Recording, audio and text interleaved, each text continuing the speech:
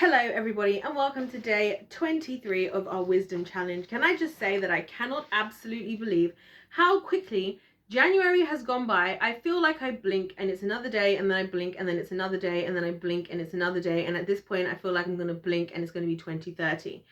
But without further ado, we're going to get straight into this. You guys already know what we're doing if you don't check out the first couple of videos to get a feel for what this is all about. It's an informal Bible study where we seek wisdom over knowledge for 2023 and beyond. And we do that by reading and consulting the book of knowledge itself, written, of course, or rather breathed by the writer of all this, the creator of the universe and the author of all wisdom and knowledge. Anyway, which is God. And we're going to get straight into this, guys. If you enjoyed this video, don't forget to hit the subscribe if you're feeling the vibe and you want to join the tribe.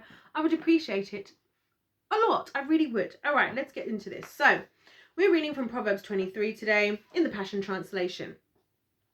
When you've been invited to dine with a very important leader, consider your manners and keep in mind whom you're with. Smart.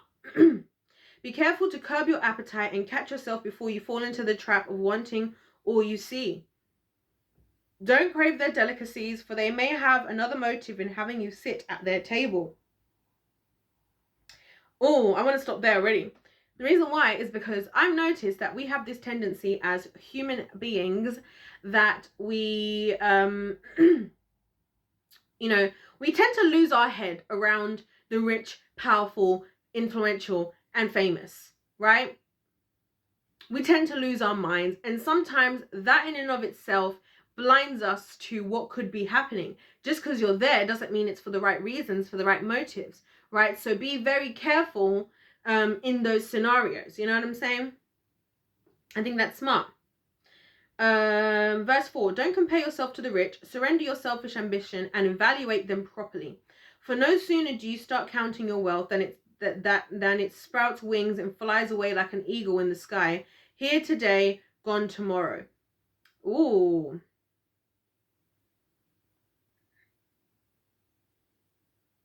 Yeah, so again, don't allow yourself to be under the chokehold of money, which I really believe money is the god of this world right now, for sure. And don't be caught up in, in all of that. Also, it says, surrender your selfish ambition and evaluate them properly. Once again, a lot of the times, guys, there's this power dynamic that is often spoken about because people speak about how a lot of powerful people exploit this. When you're dealing with somebody who has more power, influence, money, fame, or whatever than you have. So that's one reason already to try and evaluate the situation, because whatever you do, whatever you agree to, can very easily backfire on you because they'll take advantage of your ignorance, for one. For two, that money and that wealth and all wealth can disappear at any given time anyway. So be very careful about the decisions that you make. And that's why it says here today, gone tomorrow. So evaluate what you're doing. Be careful. Don't get lost in the sauce. Verse 6, be sensible when you dine with a stingy man and don't eat more than you should. For as he thinks within himself, so he is. He will grudgingly say, go ahead and eat all you want. But in his heart, he resents the fact that he has to pay for your meal. Oh my gosh. I know someone I have known people like this. This is the stupidest thing. I can't stand people like this. Like, why do you do that? Just be honest. You know what I'm saying? You'll be sorry you ate anything at all, and all your compliments will be wasted. That's what it says in verse 8. Verse 9, a rebellious fool will despise your wise advice, so don't even waste your time. Save your breath. Never move a long-standing boundary line or attempt to take land that belongs to the fatherless. For they have a mighty protector, a loving redeemer who watches over them, and he will stand up for their cause. Ooh. Basically, don't get carried away. Don't go around thinking you can get away ruining people's lives, taking people's things, just because there are certain things that don't exist there. Just because, that's why it says the fatherless. Just because they're in a state of lacking, to me the fatherless element there says in a state of lacking provision or protection, right? Don't go and take advantage of that, because there is a Father in heaven who will step in.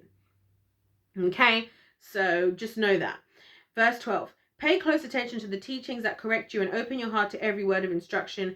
Don't withhold appropriate discipline from your child. Go ahead and punish him when he needs it. Don't worry, it won't kill him.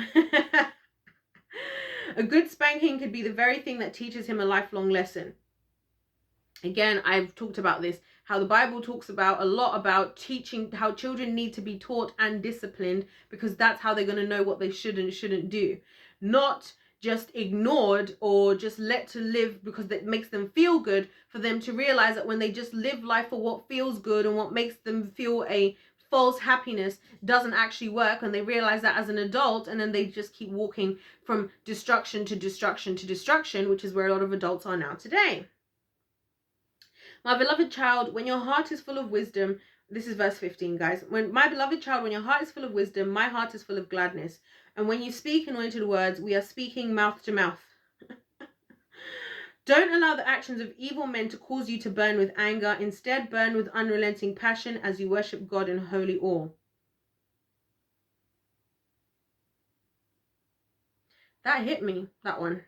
Don't allow the actions of evil men to cause you to burn with anger. Instead, burn with unrelenting passion as you worship God in holy awe. Your future is bright and filled with a living hope that will never fade away. As you listen to me, my beloved child, you will grow in wisdom and your heart will be drawn into understanding, which will empower you to make right decisions. Don't live in excessiveness, in the excesses of drunkenness or gluttony, or waste your life away by partying all the time, because drunkards and gluttons sleep their lives away and end up broke.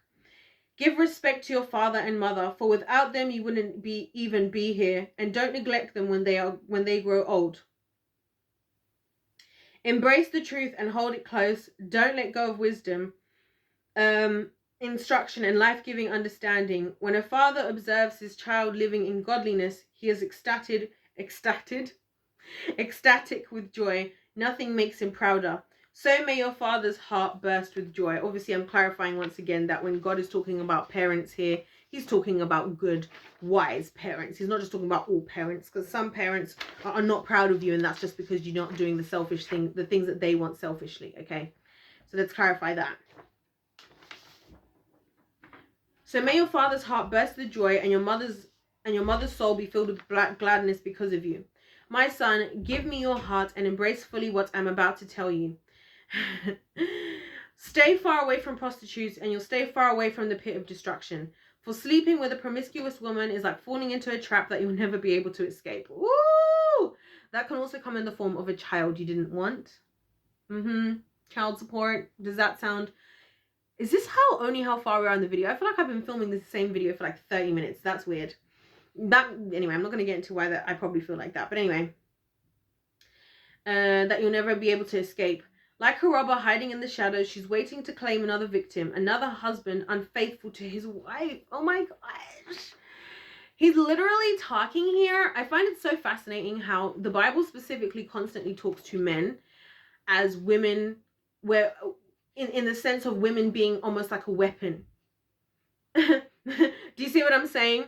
That is used against them. And I believe it's because it is actually the most powerful weapon that the kingdom of darkness can use towards men. And I know for a fact that men underestimate the capabilities of evil of women, and they think they know better than they do. Like, I was literally having this conversation with a friend of mine who's a male yesterday, and we were talking about how, you know, he was saying how he didn't realize that women really are out here like spying on what men are doing. We know a lot more than we say we do. We are always like, a woman can always easily find a way into a guy's phone, can always easily find a way into a guy's heart. That's why I say I think it's crazy that guys allow women to really be staying at y'all houses, because you really think that while you're just there knocked out, she's just there knocked out sleeping. No, you fell asleep, she's probably still awake, she probably watched you type your password into your phone, she's probably now plotting and planning, whether she was sent by the government, whether she was sent by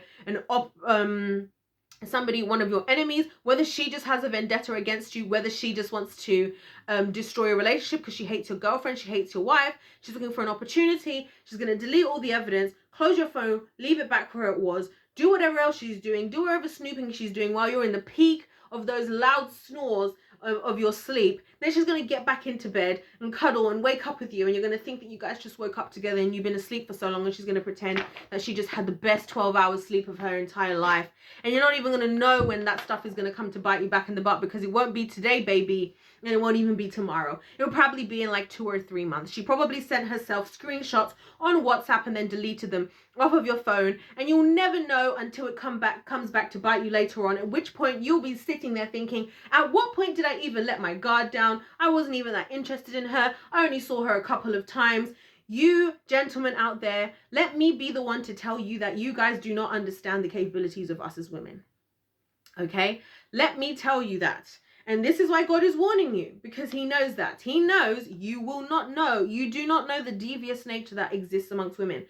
Some of you are waking up to it more now, and you still, I'm sure, don't know it, because I've spoken time and time again. I've said to guys that I physically know the situations they've had with women, and they're like, I don't know how this happens. I'm like, yep. And then every time I give them the breakdown, I just told you, they're like, yeah, this is what happens. This is what happens. And I'm like, yeah, because you guys really underestimate us. You guys really think we're stupid. It's because we're very unreactive. We can see we're good at plotting and planning and not showing what we're doing. We're not really like outwardly do stuff. We inwardly do everything. You can do something to offend us. We could be sitting next to you, seeing you talking to a girl. This is for those of the women who are like really top tier level, right? Who are not so emotionally, the ones who are really top tier level, right? Devious. We can see you doing something. Let's say a girl can see you talking to somebody else on your phone and you think you've gotten away with it, right? We won't say anything.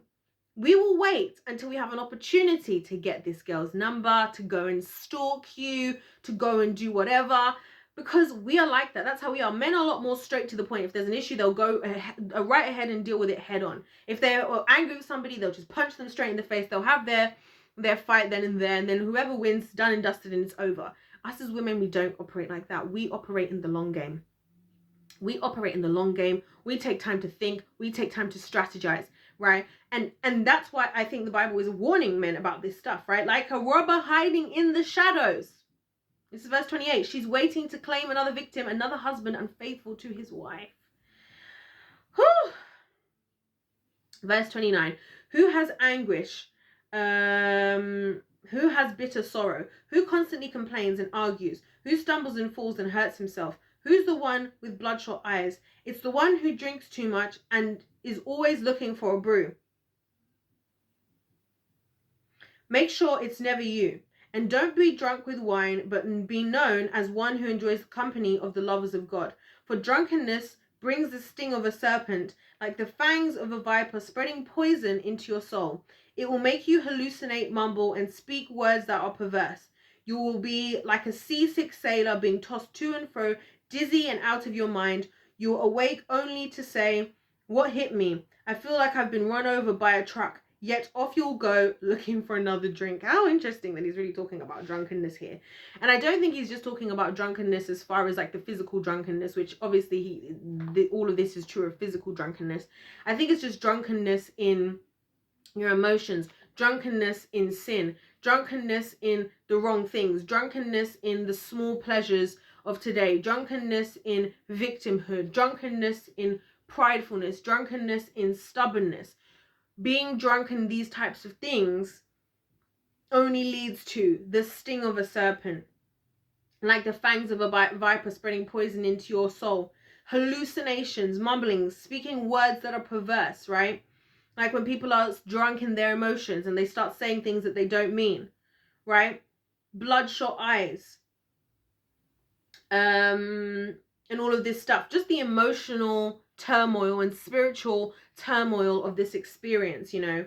And so I find that super duper interesting, like just how he's how he's kind of mentioned that in this scripture specifically. Also because I think as a wise person, you never want to put yourself in a position, a truly wise person will not put themselves in a position where your guards are down, because where your guards are down, the enemy can enter. And even if you like, it's like, for example, guys, let's say if you had a whole guard around the whole of you like this right now, you're completely covered. Your guards are up. No one can get in anywhere. If your guards are down, you can do your best to defend yourself. you're always going to have a blind spot. You know what I'm saying? There's always going to be one blind spot that you have because your guard is not completely up. And I think that's where he's saying that when you don't guard yourself of this drunkenness, either in the literal sense of the, you know, alcohol and all that stuff, or drunkenness as far as like being drunk off of the wrong things, you then put yourself in a position where you are open to the attacks of the enemy and you're open to the bite of the snake. And for those of you guys who don't know, did you know that snakes, I saw this in a YouTube video and it literally hit me like a revelation then and there. And it wasn't a YouTube video that had anything to do with God. It was actually like a vlog of this girl and her boyfriend. They were going on a hike in like California. And he gets hurt. He starts bleeding. He notices that he's got like a bleeding in his ankle. His girlfriend's like, oh my gosh, that's a snake bite. And obviously she sucks it out and spits it out. And I can't remember if that's actually something that people should do, by the way, or not. So don't say, I'm not saying that you should, but that's what she did. The thing that stuck out to me about all of this was the snake bit, but you never saw the snake biting. But the venom was already having its effect and was already starting to have its effect, because that's the nature of the snake. The snake is looking for any type of opportunity to bite you and catch you off guard, because the second that it does that, the venom will start to spread in your blood. You don't even know it. And because us as humans, we have different ways that our body feels. Our body's constantly changing. Sometimes you feel a bit sweatier. Sometimes you feel a bit colder. Sometimes you might have a little bit of a headache because you're dehydrated. You might have a headache because you're getting sick. You might have a headache because of you got a snake bite. You see what I'm saying? So it's even hard to actually point down why these things are happening and see the source of where it's coming from. And that's why it's important to keep your boundaries up in wisdom, because you never know where the enemy is going to attack from, and the enemy does not fight fair. So he will take any singular opportunity he can to take you out, if that makes sense. And so that's why it's important here with what the Bible is saying here about, you know, the drunkenness thing is you're now in a state where you're not as together as you would be in a sober state, where the Bible says be sober minded, so that you can protect yourself, so you can keep your boundaries and keep your guard up. You know what I'm saying? And so yeah, also again with the drunkenness on both sides, men and women have made decisions that they regret being drunk, right?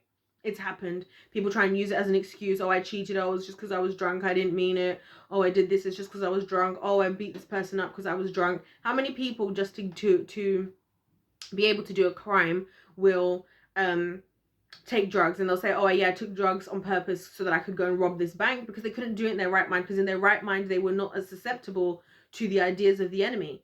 Do you see what I'm saying? Anyways guys, that's all I have for this video. I hope you've enjoyed our Proverbs challenge day 23. Please let me know your thoughts in the comment section down below. Don't forget to hit that subscribe if you're feeling the vibe and you want to join the tribe. And of course, like the video, because if life's a game, then let's play to win. I hope you guys are enjoying all of these videos, especially this wisdom challenge, and I'll see you for day 24. Goodbye.